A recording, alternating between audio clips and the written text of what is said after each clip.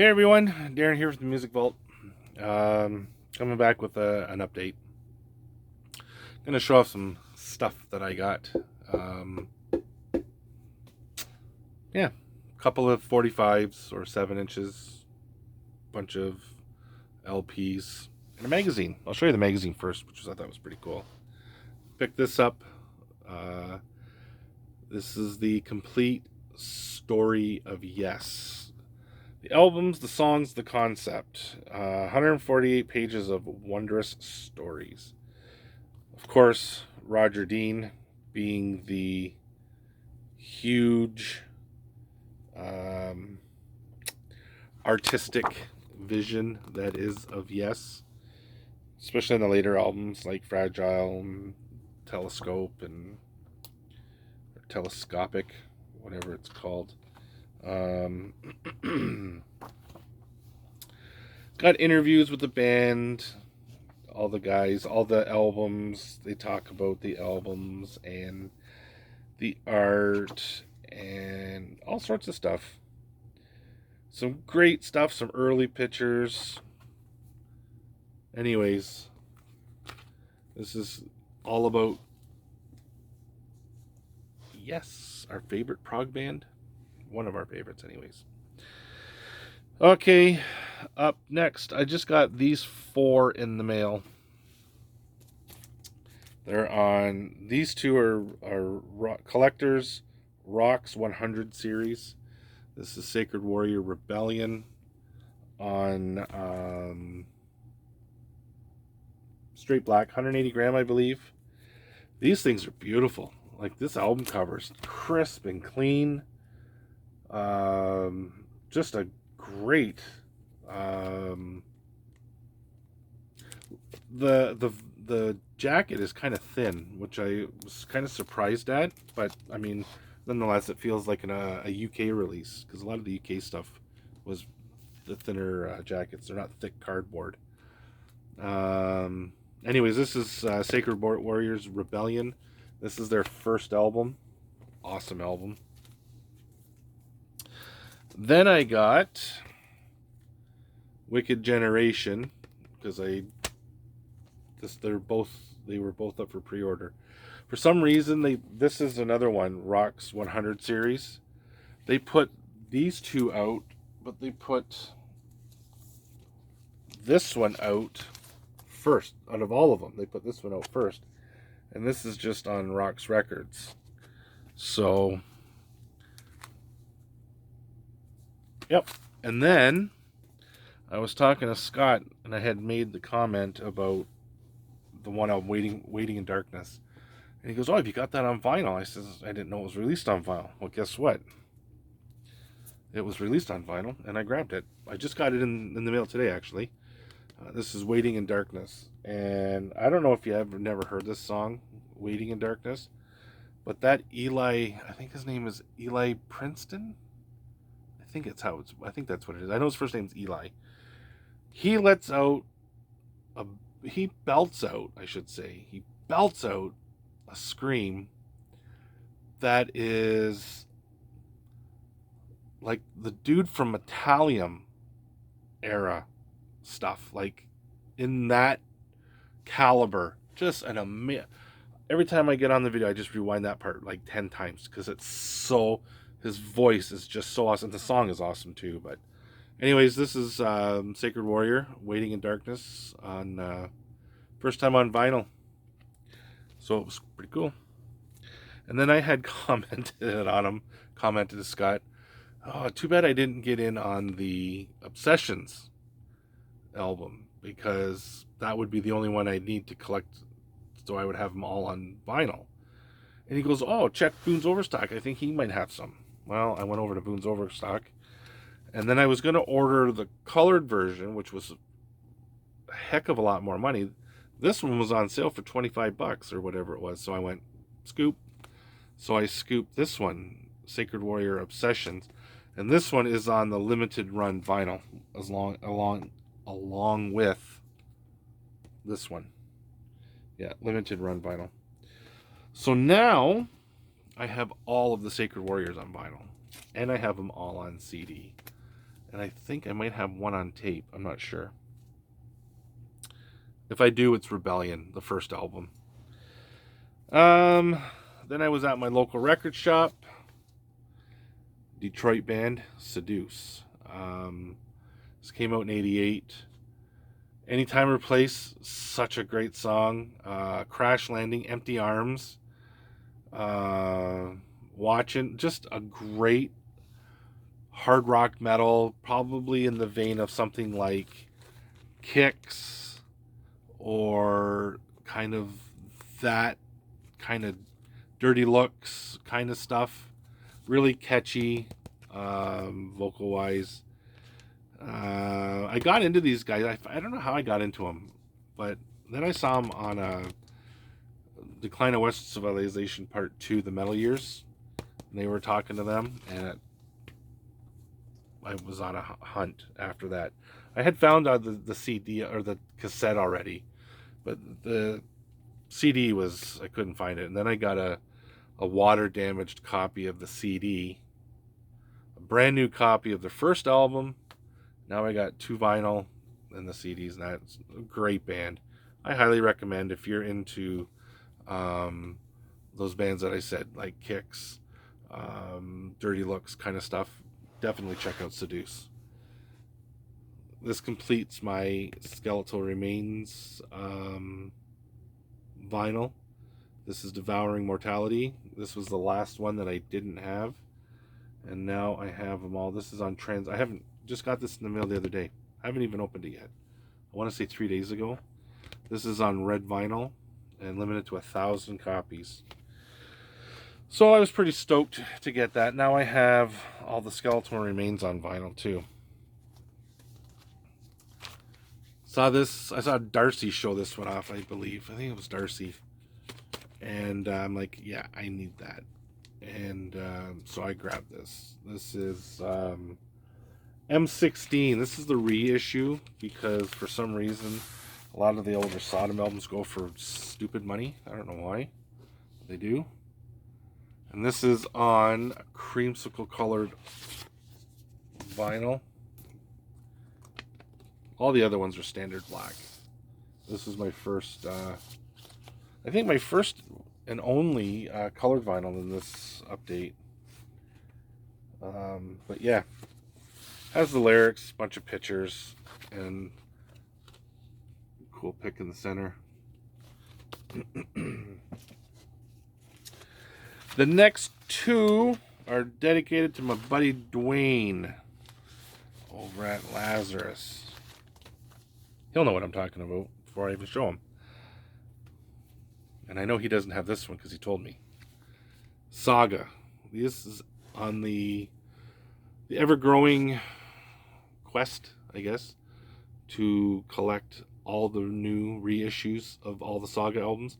They're putting them all out. They're reissuing every single one of them except for the album that Rob Moratti was on. And I forget the name of it. But for some reason, that's not in the cards of being reissued. I have the original of this first pressing, but of course I needed the reissue because I'm collecting them. Hello. Anyways, there was that, House of Cards, and Marathon.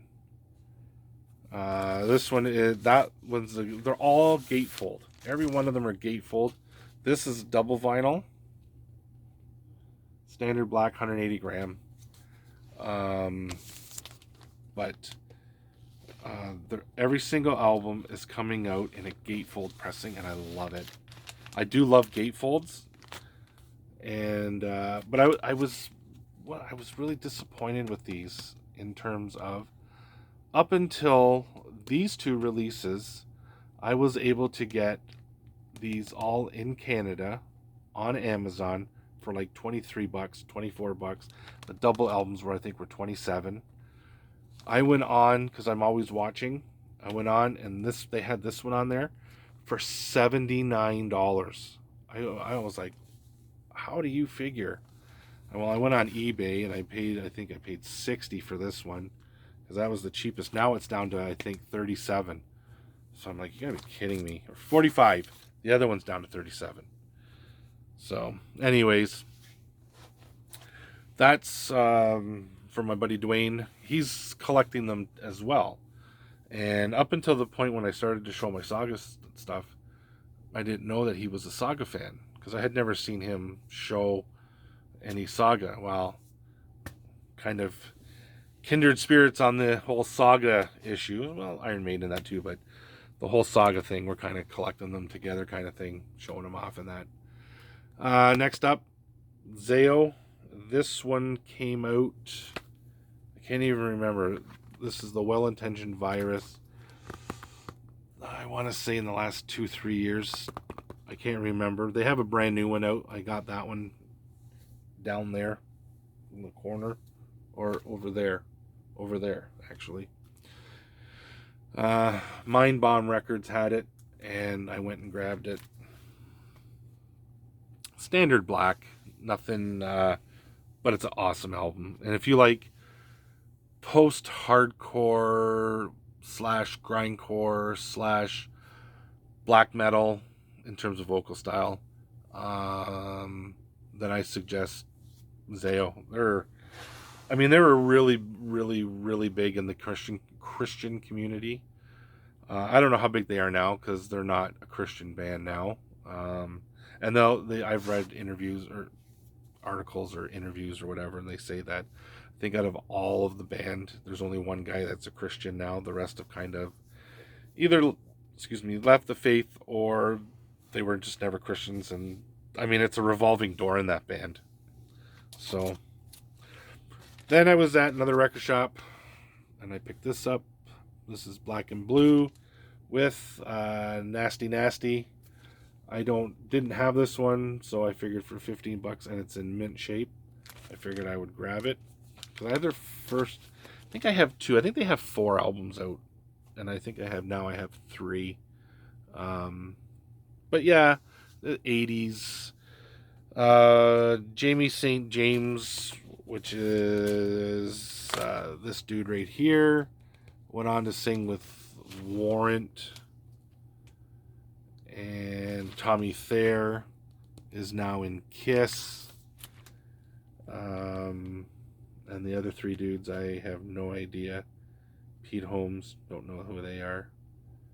Anyways, yeah, so Jamie St. James, I think, was in Warrant. He might have did a stint in Rat as well. And then, of course, like I said, Tommy Thayer, I think he's been in Kiss for like 20 years or something now. I think he's been in, or 15 years, 10, 15, 20 years, something like that. I can't remember. Jet Red, I never heard of it, but they were on Relativity Records, and if I remember correctly, back in the 80s, Relativity put out stuff. They were a distribution label, I think, and they put out a lot of the early thrash bands. Like, they distributed them, like Scatterbrain. I think they were hooked up to Combat Records somehow, and they did stuff like Nuclear Assault, Scatterbrain, all that kind of stuff. That New York kind of crossover stuff. I think DRI might have been on there. I think I have an Exploited album that was put out on Relativity. Maybe, can't remember. But anyways, Jet Red. I have no idea what this is like, because I haven't heard it yet. But I figured for $10, why not? Another band I had never heard of, but I figured it was that era. Came out in 85, band called Trash. I believe this is their second album. I got it because the guys, they look like 80s glam, hard rock, hair metal, whatever. And I dig that stuff too. They kind of remind me, like the 2 guys on the end here. This way, they remind me of the dudes from Electric Boys. So I figured, what the heck? $12, can't go wrong. And then I spotted this one. This is a little beat up. $10, heavy petting. I don't have any of their stuff. And I figured, what the heck? why not? If I remember correctly, they might have been part of the new album, new album, new wave of British heavy metal. Yeah, so that's the 12-inch. I don't know if I showed these, but I'm going to show them again. Misfits 7-inch on. This one's on white.